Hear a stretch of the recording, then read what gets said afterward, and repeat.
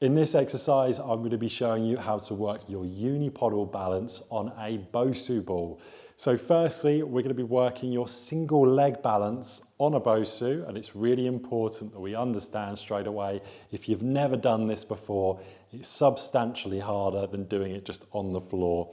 There's variability in the Bosu ball, so it means that your ankle will be going side to side and back and forth a lot more than it would if you was going to be doing this on the floor.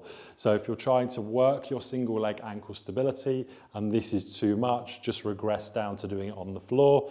And if the floor version is too easy, so this one, you can then start to progress onto this Bosu ball variation.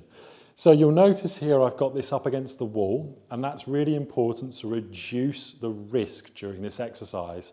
Whenever we do a balance exercise, there's an element of risk, whether that's falling, rolling over on the ankle, or losing balance. So what I want to do is I want to have a wall in front of me or a fixed resistance object so I can eliminate the risk when I do the exercise.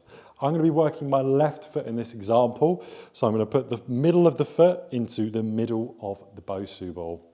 From here, I'm going to place my hands on the wall. I'm going to lift my leg up, and then when I feel ready, I'm then going to balance on one leg. So I'm trying to keep my body in line. I can use the wall here if I start to lose my balance. I'm trying not to use the wall until I really have to. So that would be how you would work your single leg balance in a unipodal position on a Bosu ball. You'd repeat that for your desired amount of seconds and sets.